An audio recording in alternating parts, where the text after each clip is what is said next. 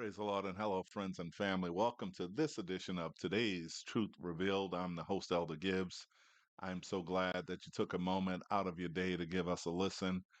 Before we go any further, let's go to the Lord in prayer.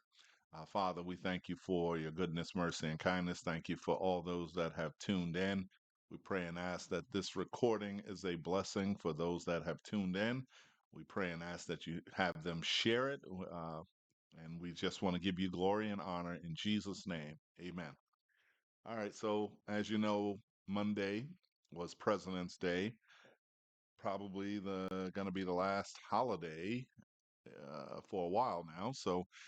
But in honor of President's Day, we wanted to look at a book, and this is a little something different for us. I was trying to get the author of this book. The book is called Dig 'em Up, and we was trying to get the author to come on and let's talk about some key points in the book. He did email back saying that he is not able to, or not that he's not able, but his workload is just of such. He's writing all the time. He's got several books. The book is called Dig 'em Up, and this is talking about famous presidents and congressmen and famous figures throughout the world, actually. He's got a load of people in this book. It's a fantastic book. I support it. I am endorsing it. I am telling you to go out and buy it. If we go to the next slide, we'll see his website. You can go. The author's name is Mike King, and I know that's a pretty common name, but his name is Mike S. King. And if you go to Amazon, he has a page that you can uh, go to Amazon and find all of his other books.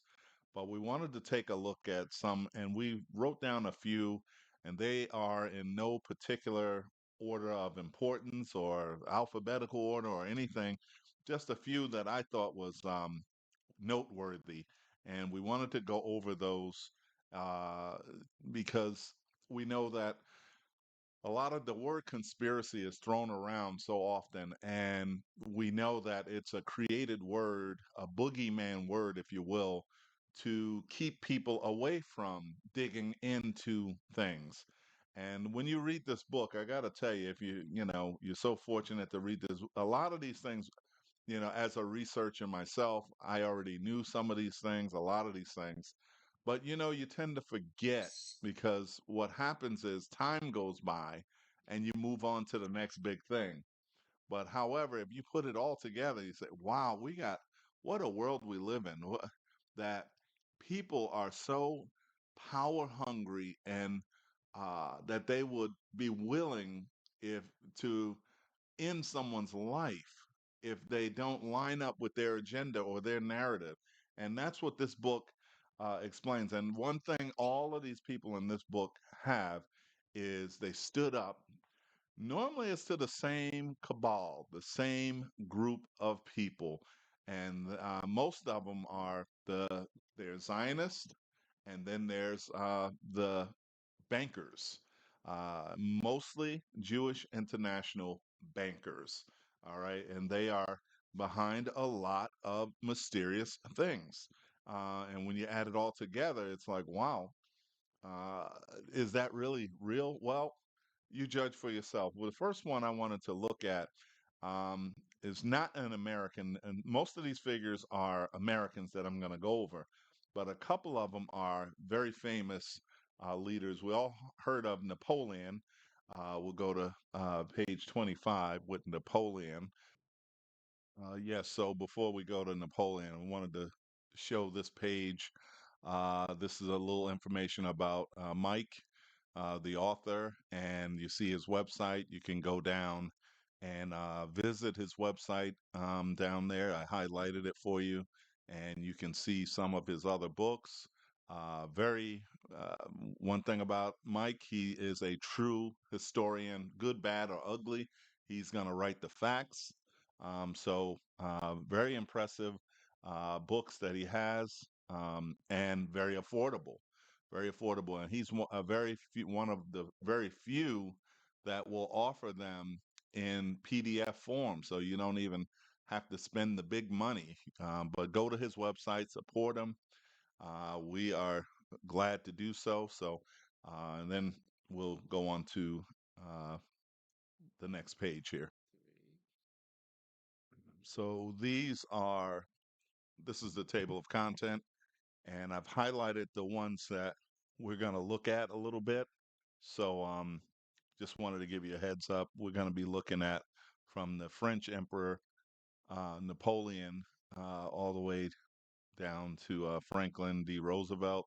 Um, so, um, yeah, we're going to look at a few of these and a few that are not on this list. And we'll go to the next page now. So, the first one we'll look at is Napoleon. And the interesting thing that happened, we know him for being a short tyrant. That's the way uh, history wants to remember him. And anytime we have a short person that's in charge, we normally say they have a Napoleon complex. And it's just another way to, uh, you know, mess his name up and make him into nothing. He was actually a very strong leader, and he stood up to the bankers, and because of that, uh, the Rothschilds of England, Nathan Rothschild in particular, um, knew that he was going to be a problem for their global takeover plans. He was not going to go quietly. He knew about, and he had his own. He took care of his own banking. He wasn't a part of their system. So anytime someone's outside of their system, that's a problem because you need to be in the system. Even if they pay you off, they need you in their system so they can control you. He could not be controlled. So there were several, and you don't realize many of the people in this book, many attempts were made on their lives before they actually succeeded. So he was first attacked by dagger and survived that, and then he was attacked by a bomb in 1800, uh, and he escaped that. And then they banished him to an island. Okay, and then he escaped from the island.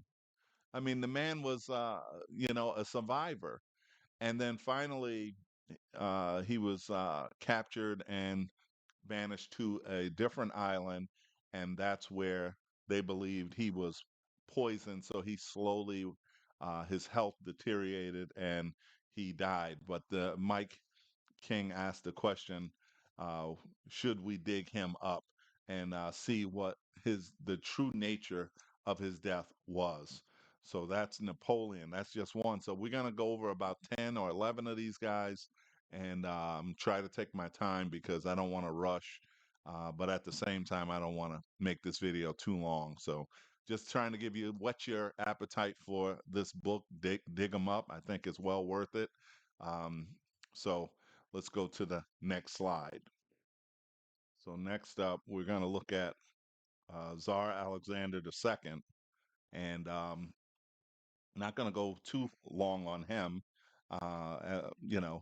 Being from Russia and everything, and obviously this is pre-Bolshevik revolution.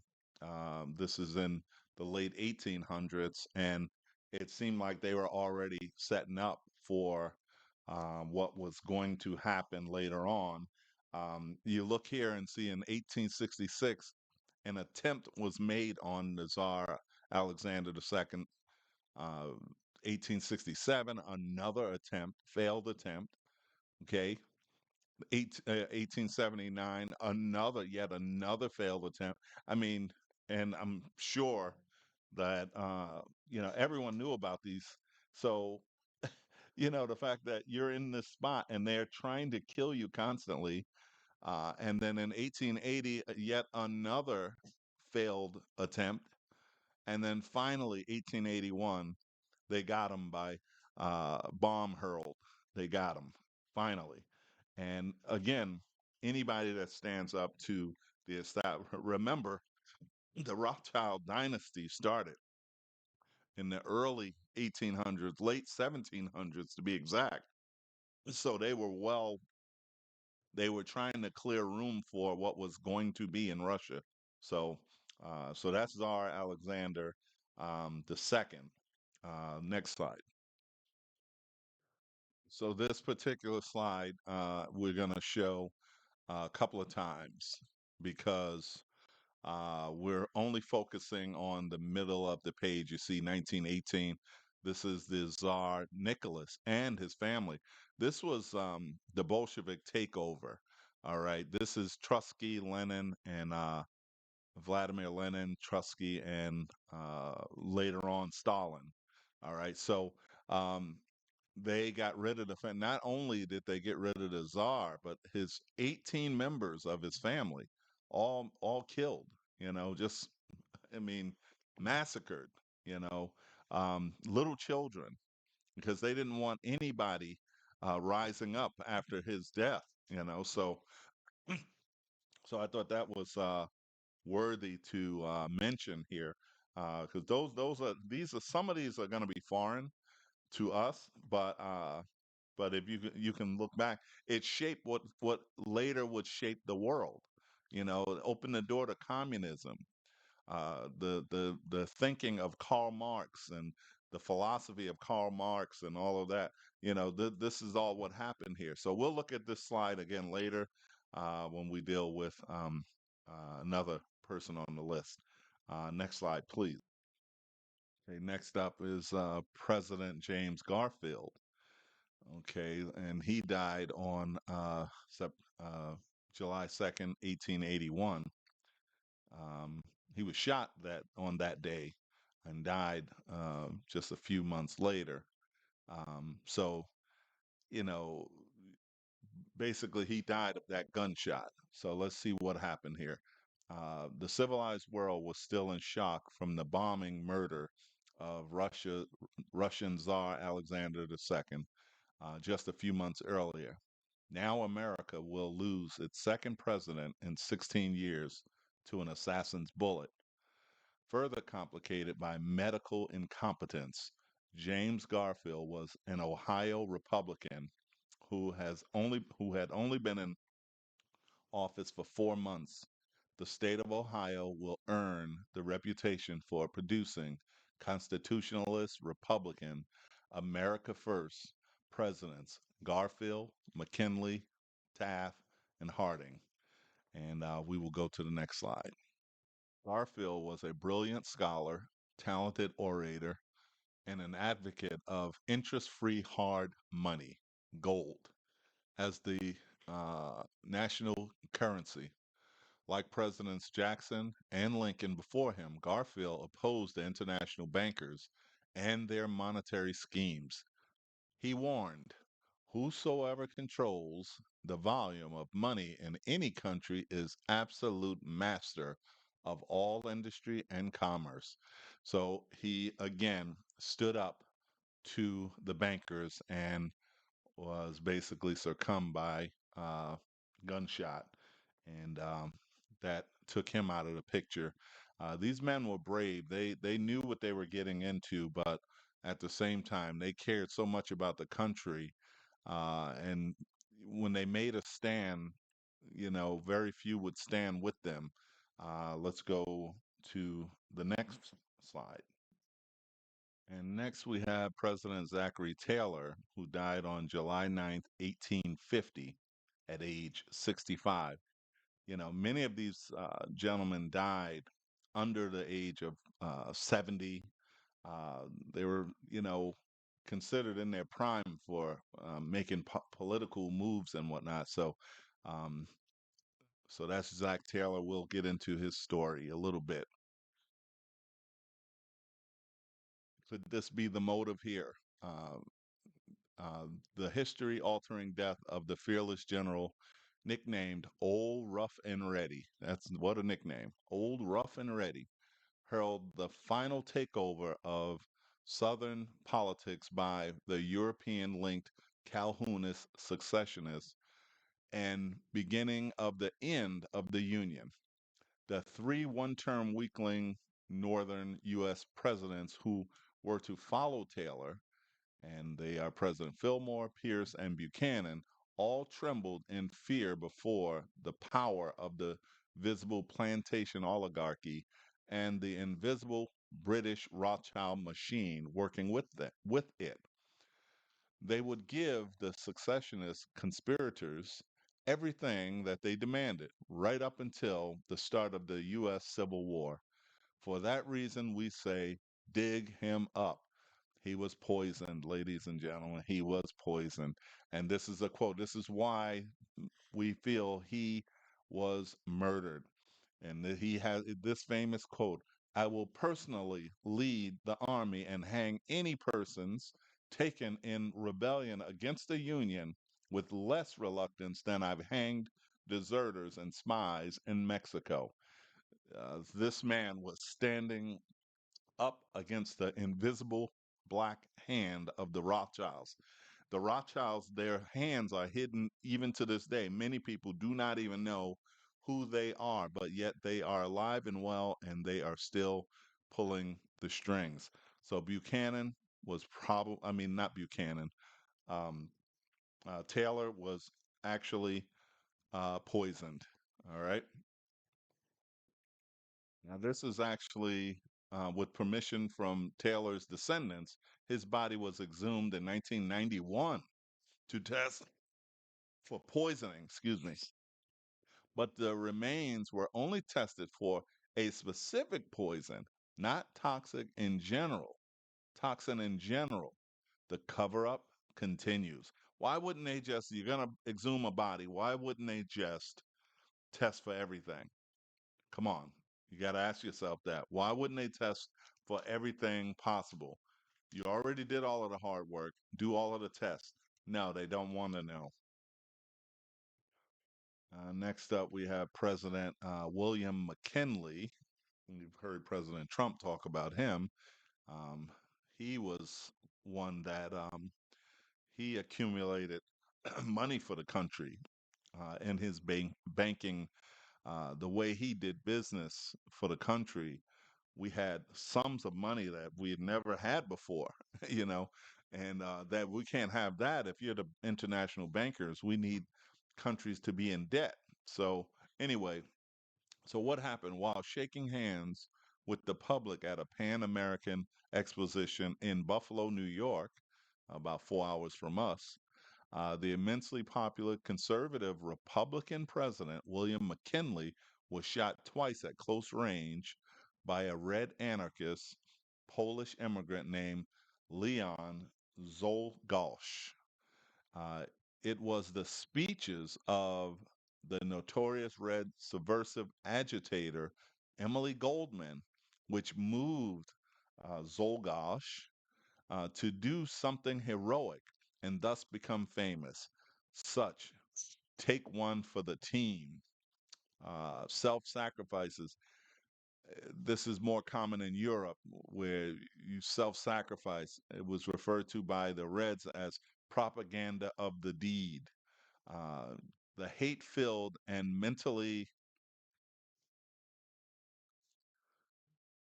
unstable assassins serve as unwitting pawns of the higher global power structure. The reason that McKinley's death ought to be looked at as a possible poisoning and dig 'em up case is due to the fact that he appeared to be making a strong recovery before suddenly weakening and dying 8 days after the shooting on September 14th, 1901. It is said that the gangrene growing in his stomach slowly poisoned his blood. McKinley had drifted in and out of consciousness all day as his relatives and friends gathered around the deathbed. The First Lady sobbed over him, saying, I want to go too. I want to go too. McKinley replied, We are all going. We are all going. God's will be done, not ours. And with his remaining strength, embraced her. That McKinley died of blood poisoning is a known medical fact. The question is, did the poisoning stem from the after effects of the gunshot, or, as was the case with President Garfield, did negligent cabal doctors finish him off? Hmm, that's the main question. Did the doctors finish him off, or was it a natural thing from the gunshot wounds, the poisoning from the gunshots? Now we'll move to some of, well, this is one of the more popular presidents, more well known. So, well, what happened to him dying at age 60 like that? So let's see what happens. The dog eat dog world of gangster politics is often one of shifting alliances, faction rivals, and operatives getting too big for their own britches. A high level politician who has served as a loyal agent of the high powers can become just as disposable as one of the so called good guys. No one except for the innermost core of the cabal is indispensable.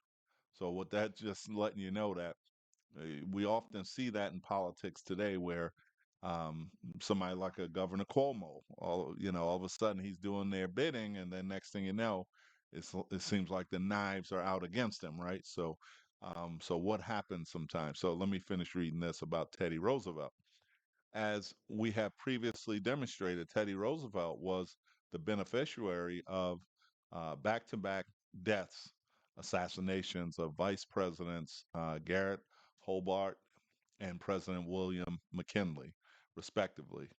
And in his subsequent capacity as president in 1901 to 1909, and then again as third party spoiler in 1912, Teddy Roosevelt was one of the most valued assets of the Anglophile branch of the global mafia based in London. But soon after World War One, Teddy Roosevelt became very active in opposing U.S. entry into the globalist League of Nations, an idea he had previously supported but now opposed due to concerns about American sovereignty.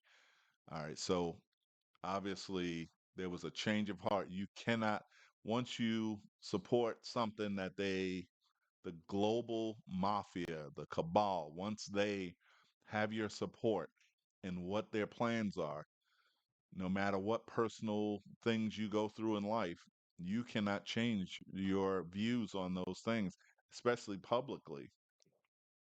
Could this be a possible reason that President Theodore Roosevelt changed his mind about the League of Nations and everything? This is found on page 83.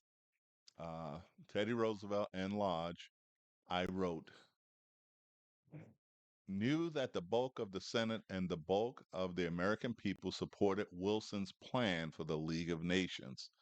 In a meeting in New York on December 17th, 1918, 3 weeks before Teddy Roosevelt's death, Mr. Roosevelt and Mr. Lodge, chairman of the Foreign Relations Committee, agreed that the League could not be defeated by an open assault, right?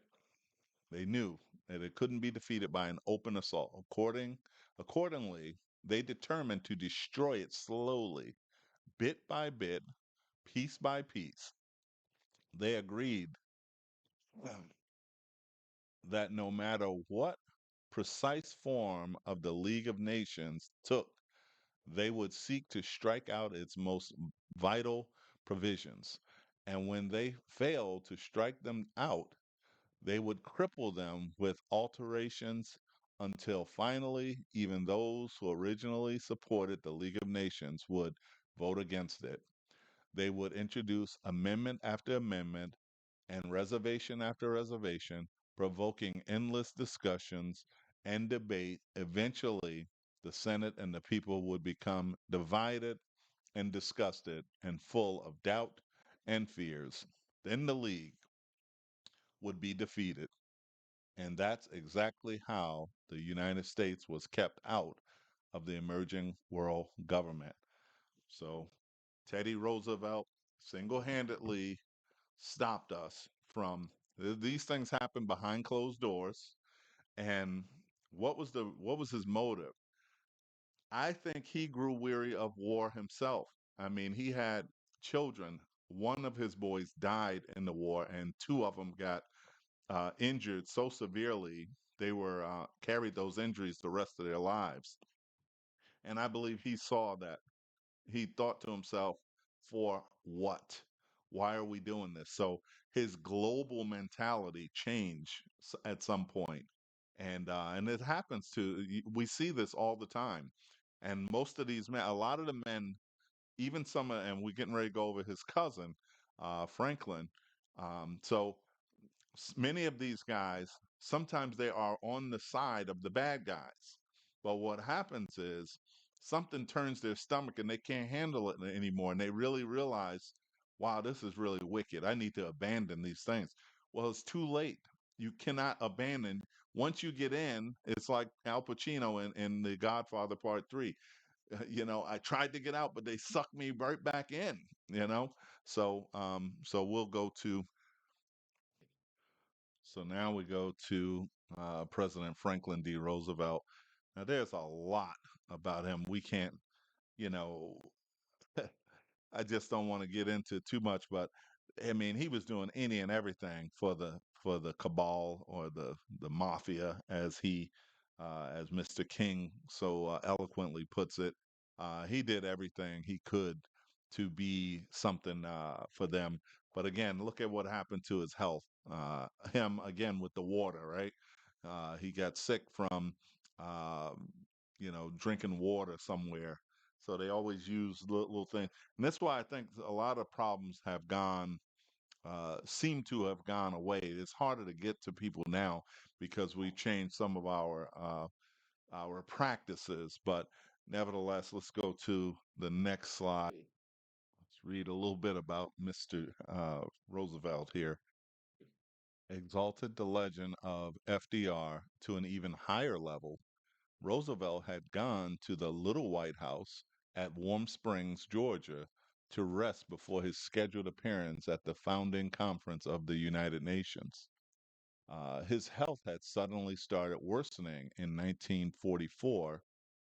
In the afternoon of April 12, 1945, while sitting for a portrait, Roosevelt is reputed to have said, I have a terrible headache, before suddenly slumping forward in his chair, losing consciousness, and then dying not long after, age 63.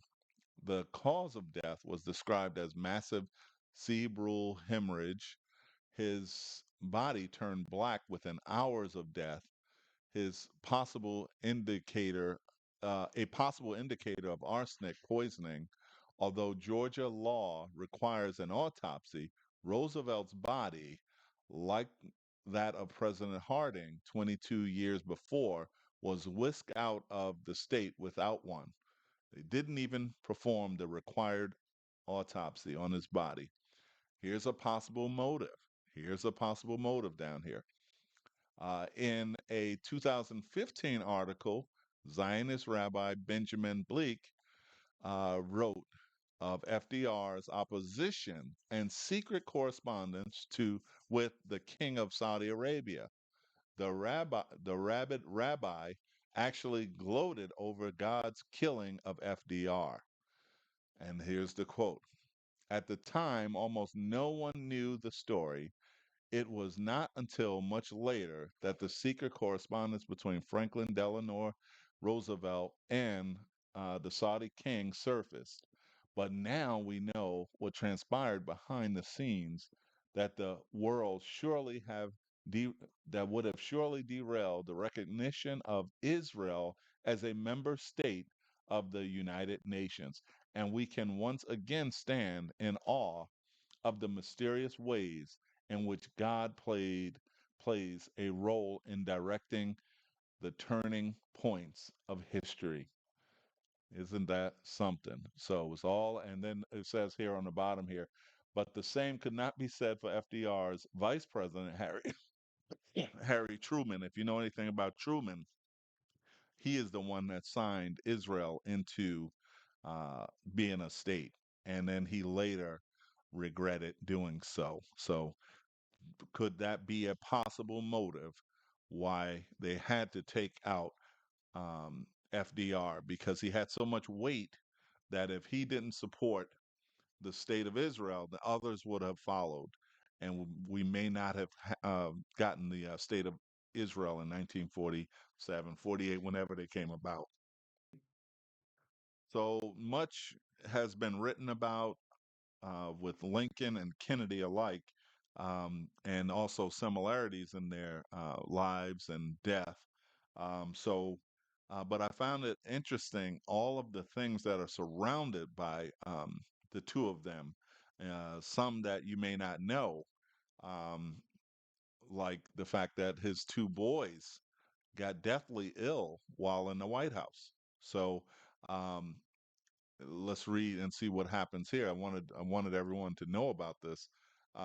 So it says here on page, I think it's page 115, no, 59 in the book. Two of Abraham Lincoln's sons, William Willie Wallace, 11, and Thomas Tad, almost 9, became very ill in early 1862 with what establishment historians say was typhoid fever caused by contaminated water system at the White House. Bad water again. Here we go with the water, right? After some days, Tad began to grow stronger, but Willie gradually weakened. The boy uh, suffered for several weeks before dying. The family was deeply affected. Lincoln, who himself had been targeted. A lot of people don't know that he was actually targeted by a pre-inauguration assassination plot in 1861, and with so much to deal with already. And now this is when he makes this quote here: "My poor boy, he was too good for this earth. God has called him home. I know that he's much better off in heaven. But then we loved him so much. It's hard. It's hard to have him die." This is a hurt, broken man. And as we all know, and then the wife, Mary Lincoln, said that she couldn't even take care of the other child, grieving for the one boy, just grieving, couldn't even show up to the funeral, just grieving so much. So these are things that happened. They were sending messages. Sometimes they send a message to the family by hurting family members. We see this in Hollywood. This in the book. Um, there's like Hollywood stars that are also in the book, and I thought it was noteworthy to have Michael Jackson story about Michael Jackson. What's the comedian Joan Rivers? These are people that begin to speak out. They begin to see they may have benefited earlier from certain things, right? But at some point, like I said earlier, their stomachs get turned on what is happening, and then you see you see the media turn against them all of a sudden, like right, like Michael Jackson had this child rape situation. Now, you can say what you want, but that came out of nowhere. He started singing songs about uh, the money in the record industry, trying to expose that, buying up stuff himself. So um, it's very interesting in this book. You cannot cross these people, especially when you have benefited in any way. Any way. So let's go on to um, the Kennedys now. All right, so the Kennedys, that's a whole nother ball of wax. Uh, Everyone knows about, if you believe that, what was the established report on the Kennedy assassination, then, uh, I think you're listening to the wrong person. And you definitely don't want to read anything from Mike King, because he knows better. I know better. And most people know that no way in the world the established report is accurate, what they want us to believe. There are things that happen, though, like with Lincoln, that many people don't realize. Like many people don't realize that Jack Kennedy was not the first one. Uh, the older brother was supposed to be everything, right, to the father. So Joseph Jr. Was supposed to be everything that Jack Kennedy was. He was looked upon as he was the favorite in the family. He was the oldest boy, but his plane suddenly went down in World War II in 1943. These things, they look like accidents, but if you know how things work, there's no way he should have been gone down. He was in an unprotected area. It's a lot of stuff, a lot of cover up around the fact that his plane went down. So that in itself, but also another Kennedy, Joe's daughter, died in a plane crash in 1948. Okay, so again, these are little known things that less known things because we focus on the Kennedy assassination. But then you got to take into account also John Jr. dying in mysterious fashion. So, and that's even covered in the book as well. But we only have so much time. But all of these things, and it was said that John Kennedy Jr. Was probably going to be saying things in his magazine. If you remember, he started a magazine, and he a lot of things he did not like. So anyway, uh, that's the Kennedys, and I just want to show you one more slide after this one. There's many things could have been said about the Kennedys here, but I think most people understand that all of the mysterious accidents and different things over the years, even with Ted Kennedy, different things.